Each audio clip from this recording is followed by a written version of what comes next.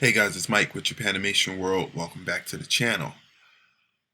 I am here to bring you guys Hunter x Hunter Nin University Session 2.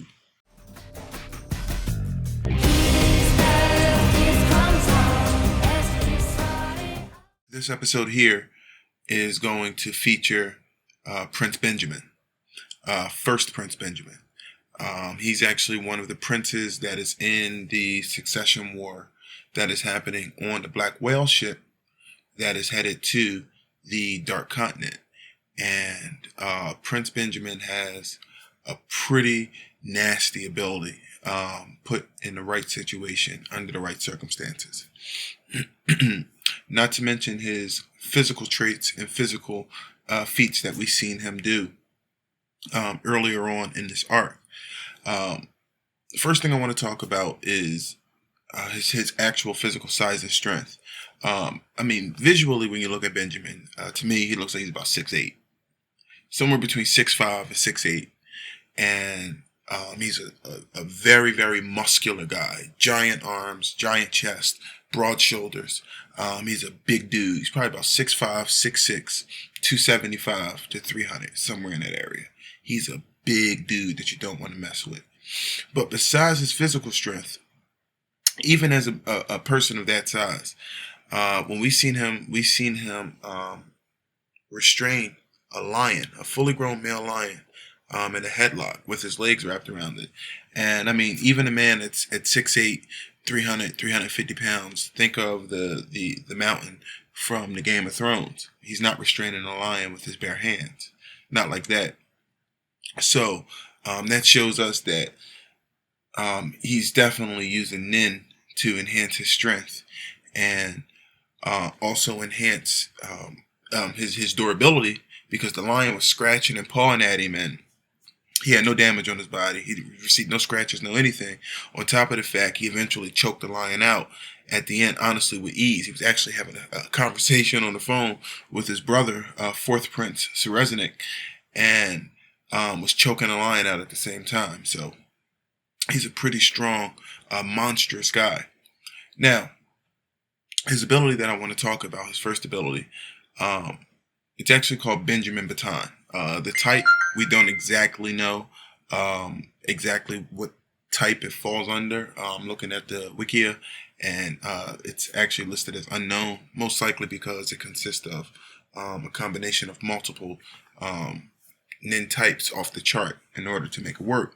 But again, I'm going to go ahead and read what I see here, just like I've done before, and then I'm going to explain in my words how I feel it can be applied to the battle and just my overall thoughts on the ability. So, Benjamin Baton, those who inherit the stars. When an end user who has sworn featly to Benjamin dies, the first prince receives the Nin ability. For him to inherit the ability, the Nin user must have graduated from Kakin's Royal Military Academy and be part of Benjamin's private army. The ability manifests on the palm of his right hand as 4 stars, located under his index finger, middle finger, and ring finger, and small finger. Should the original user die while their ability is active, it will pass under Benjamin's control without it being rescinded. He can inherit an ability even if the original user lost control of it. For example, due to it being stolen, it is unclear if Benjamin could come in possession of a Hatsu ability of all the members of his army, or if he is limited to the number of stars on his hand. The Nin type of this ability is unconfirmed, but it shares similarities with some specialization techniques. So, basically what we have here is anyone that graduated from the military academy, and anyone who's under his private army. So basically everyone in his current immediate private army. All of them that have Nin abilities. If they were to die, their ability is now transferred to Prince Benjamin. So his ability is ultimately the ability to take abilities. There seems to be a whole lot of that happening during this arc right now. But now, in terms of if the ability is stolen, for example. So what this says here, it says, should the user die while the ability is active, it will pass under Benjamin's control without being rescinded. So what that means is that if somebody, let's say Knuckle, we'll use Knuckle's ability for example. Let's say that Knuckle were to use his ARP pot clean ability on you. He hits you with it, and then Knuckle were to die, and he worked for Prince Benjamin. That ability wouldn't deactivate after he dies, even though it would be transferred to Benjamin. So it says that the ability doesn't rescind if the ability is activated, even if the user dies. So in some sort of way, maybe he can force a nin after death boost to, I guess you could say, like toggle based abilities. It's interesting, like, because it's in some way I feel like that can be like you can abuse that. He can abuse that somehow. For some reason, it seems like that little portion of it can be abused. But so that's Prince Benjamin's ability. Now, like I said, he has a pretty vast army. All of them seem to have or know Nen, and we don't know the limitations to how many abilities he can actually receive, because right now we only see 4 stars on his hand. So now let's talk about some of the abilities that Benjamin has attained already in the arc so far. The first one is Air Blow. He actually received this ability from one of his underlings named Vincent. And this ability, we've really only seen it once, but pretty much what it says here is that the original user attempted to activate it through his left palm in order to break the guard of an end user who was capable of stopping a bullet with his aura. It doesn't seem to require direct contact with the target to work. So maybe he can generate a force of air, or a wall of air, or can emit it in some fashion. So we don't know. I'm not going to go too deep into that because we didn't get much information on that. But the next one here is actually pretty interesting. And this is another ability that Prince Benjamin actually received from one of his underlings. And this ability here is called Secret Window, Rear Window Bird. And I'm going to go ahead and read it as I see it. This ability allows the user to create 3 owl-shaped constructs to gather intelligence. One of them can eavesdrop on conversations despite physical barriers such as doors and distance, while perched on Moose's shoulder. That's ridiculous. I just want to point that out. Despite physical barriers such as doors and distance? That's ridiculous. Anyway, another can be applied directly to the target through physical contact, and through telepathy, it transmits the target's actions and words to the user, who is the only person capable of seeing it. The first owl-shaped construct appears to be made out of pure aura, possibly implying the ability makes use of emission. Only one owl, either at all or each type, can exist at any time. Following Moose's death, this ability was inherited by Prince Benjamin. That ability is a great ability to have, especially in this particular situation. Like, it's not like these abilities are the most craziest, most offensive abilities that you could possibly come across and be the most dangerous in a fight.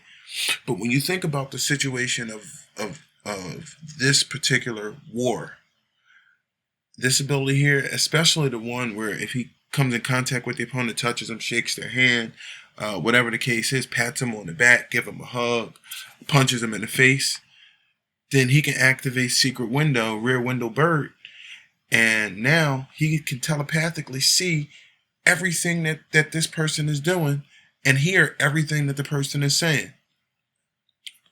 That's incredible. So, the last ability that he has is actually one of the cooler abilities that we didn't get to see, but it's cool in theory. This one here is called Cul-de-sac, the King of Games, Yu-Gi-Oh. Cul-de-sac allows the user to procure another nin user ability.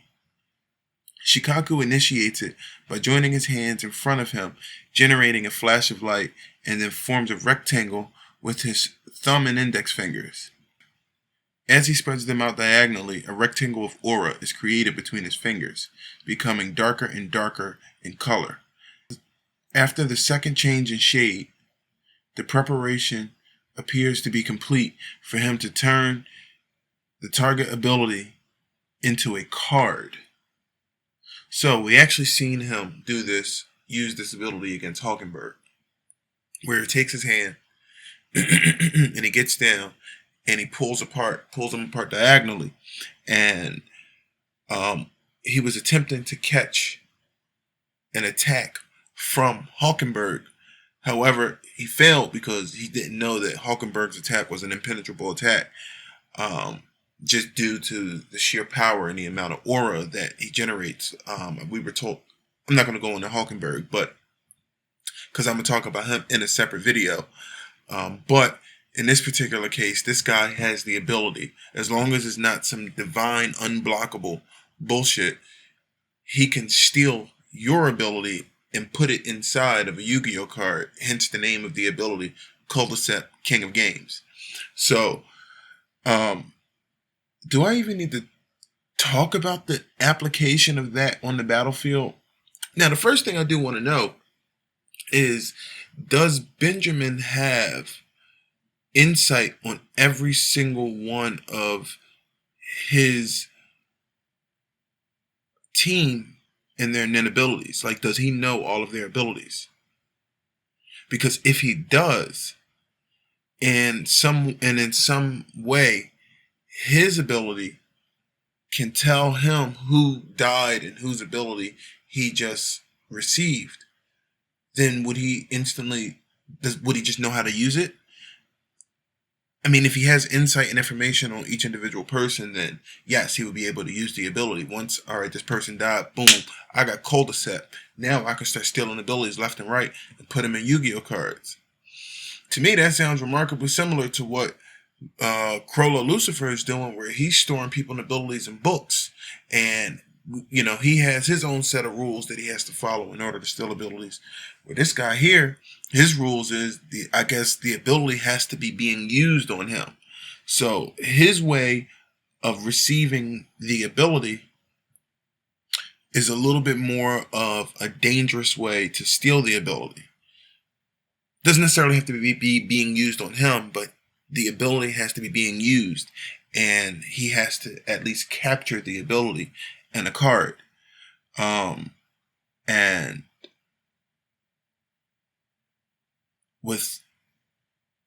if we think about now, Benjamin has this ability, meaning that he has more nin than this guy. We can safely assume Benjamin, we've seen his nin, he's ridiculously powerful.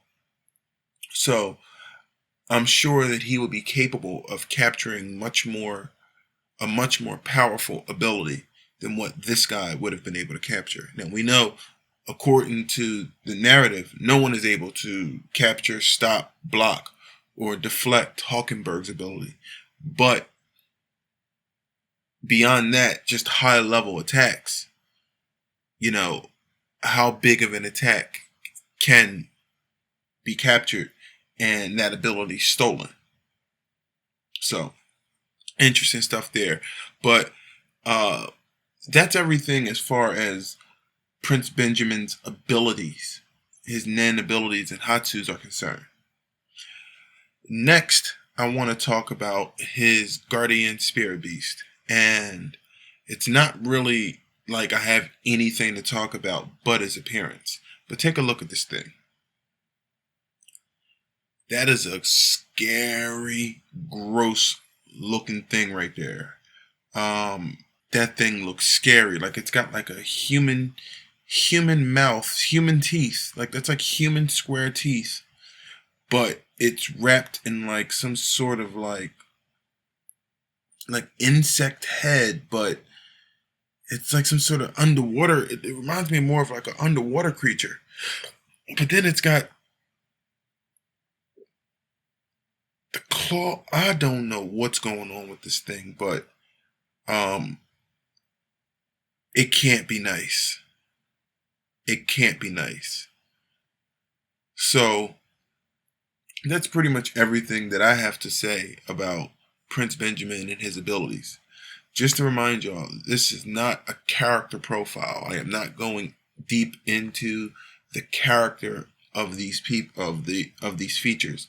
This is more about the abilities and the powers, and not about the characters and where they are respectively in the stories. Beyond that, guys, thank you for joining me for session 2 of Hunter x Hunter Nen University. If you like this here, please give me a thumbs up. This is a series I started. I want to continue to talk about Hunter x Hunter even though we are on the hiatus. So I figured this here is a cool, relaxed, chill way to still get my Hunter x Hunter in that doesn't require too much work, and I can get these videos out more often than just once a week. So definitely give me a thumbs up if you like this. If you're new to the channel, please subscribe and check out my other content if you like what you saw. Don't forget to comment down below if there's anything that I missed, anything that I messed up on, anything that you feel you want to critique and help me out. Please do so in the comments below. Other than that, guys, thanks for watching. Peace. Y'all have a good day.